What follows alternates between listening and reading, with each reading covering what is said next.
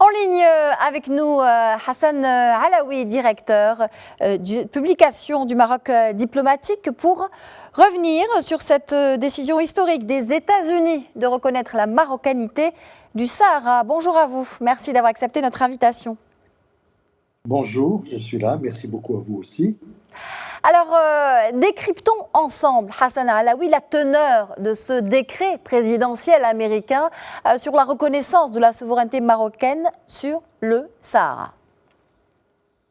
Eh bien, je dirais d'emblée que la portée de ce décret, et non pas simplement d'une proclamation comme il a été dit ici et là, c'est un décret qui donc comporte une dimension juridique et un poids significatif particulier, parce que c'est un décret qui est signé par le président, solennellement, n'est-ce pas? Et la grande signature de Trump a été, comme on l'a vu, apposée sur ce texte fondamental qui signifie tout simplement un engagement des États-Unis, c'est-à-dire la première puissance mondiale, à reconnaître et garantir la souveraineté du Maroc sur son Sahara.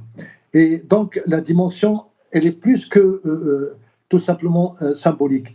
C'est une dimension magistrale, réelle, qui s'inscrit dans le droit fil, si vous voulez, du droit international, pour qu'après, il n'y ait plus, si vous voulez, de remise en cause ou quoi que ce soit. Parce que beaucoup de questions ont été posées, évidemment, après cet acte solennel du président Trump, à savoir si son successeur allait maintenir ou non, si vous voulez, ce cap inédit. Et donc, l'acte, si vous voulez, de cette signature, la portée de cette signature par le président Trump, qui a encore quelques jours, je veux dire peut-être 2 semaines encore, pour prendre des décisions significatives et importantes, eh bien, la dimension, elle est tout simplement, je veux dire, radicale, irréversible. Et donc, ça, c'est le premier aspect. Le deuxième aspect, c'est l'évolution elle-même, si vous voulez, l'évolution de la diplomatie américaine par rapport à ce conflit.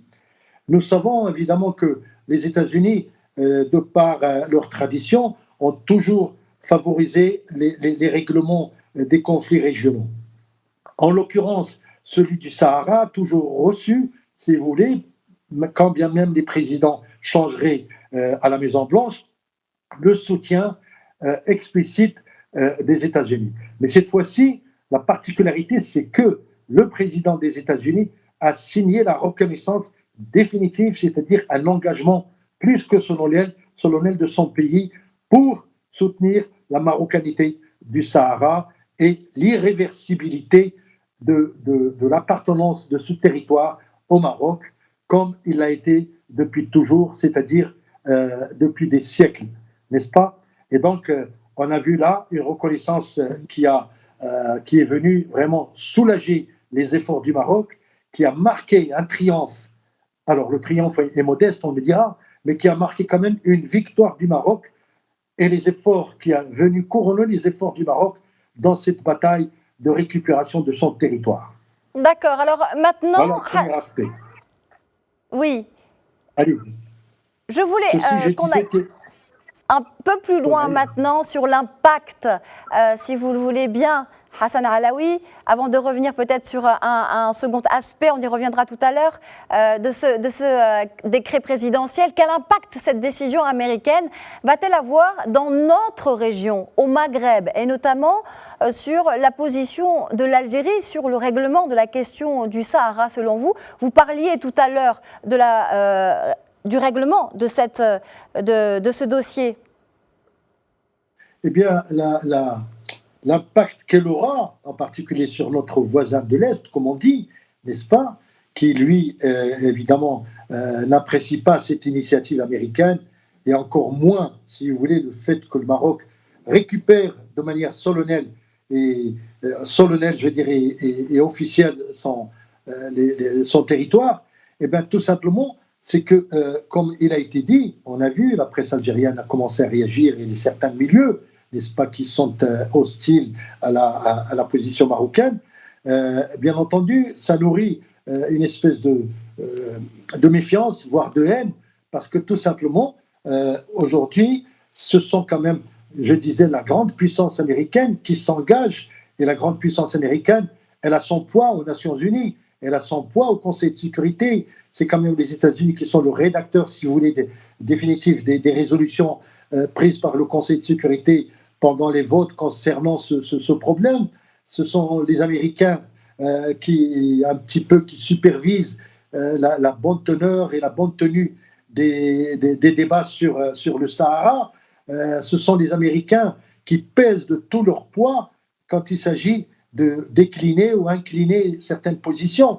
Et donc, forcément, le gouvernement algérien, je dis le gouvernement algérien, ne sera pas content, tout simplement parce que, encore une fois, la preuve a été donnée du renforcement des liens historiques entre les États-Unis et le Maroc. Je répétais tout à l'heure, ça fait quand même 2 siècles et demi que une relation intime existe entre le Maroc et les États-Unis. Ce n'est pas seulement des relations de circonstances. Le Maroc a été un allié pendant la première et la deuxième guerre des États-Unis. C'est au Maroc, à Casablanca, qu'a été tenue la fameuse conférence d'Anfa entre le président américain Roosevelt et De Gaulle et les partenaires, si vous voulez, du conflit contre Hitler. Le Maroc, c'est le premier allié africain des États-Unis, quand bien même il ne ferait pas partie de l'OTAN, mais il est presque au même titre que certains pays de l'OTAN. Et puis, il y a surtout cette, j'allais dire, interpénétration humaine et culturelle de la confiance entre les 2 États et les 2 peuples.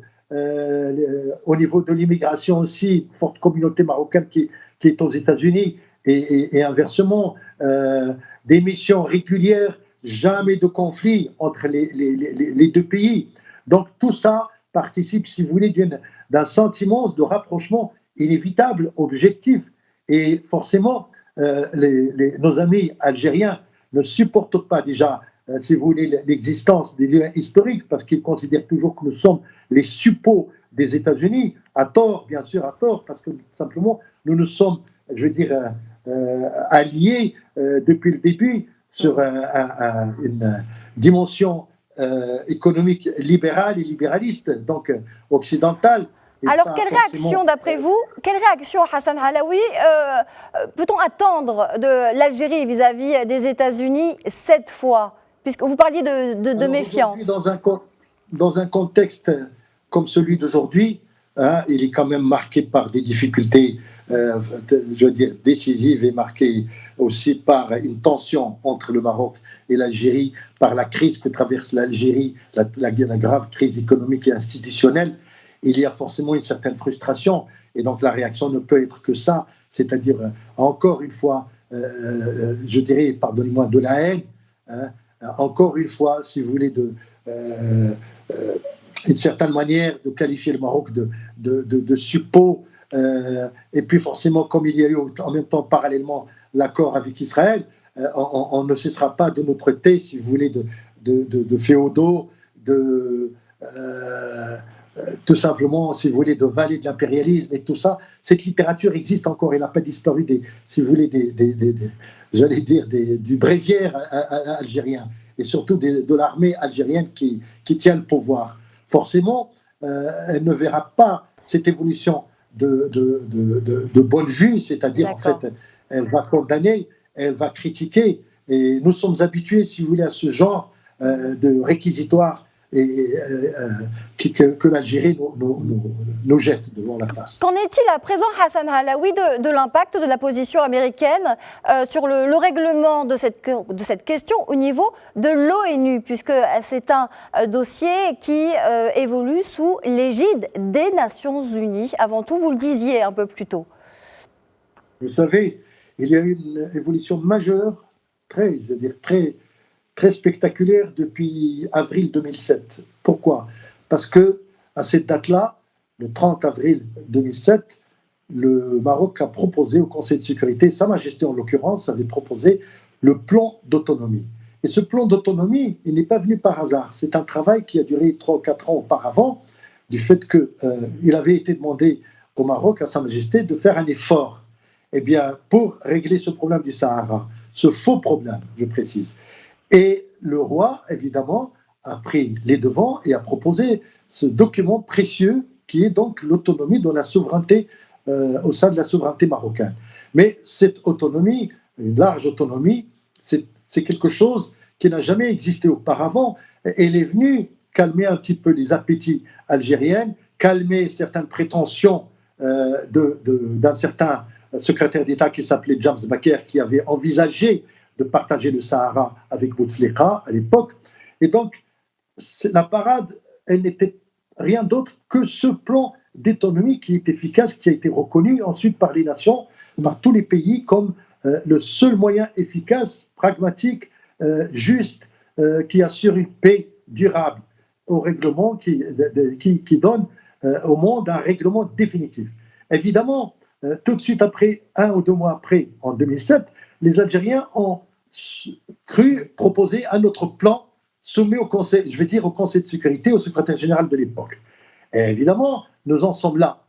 La solution, comme vous disiez, elle n'existe pas qu'à travers ce plan d'autonomie et dans le cadre des Nations Unies, n'est-ce pas, auquel le Maroc tient absolument.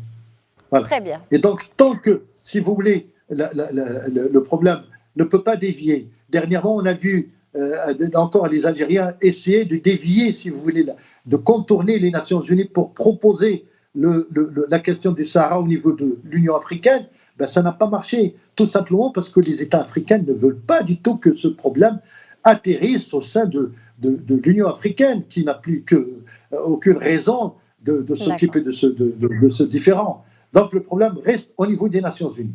Dernière question, Hassan Alaoui, avec cette reconnaissance, les États-Unis ouvrent aussi dans la foulée une mission économique à Dakhla. Est-ce que vous pouvez nous parler de cet aspect économique qui pourrait s'avérer être un nouveau souffle à la dynamique déjà existante dans le développement des provinces du Sud?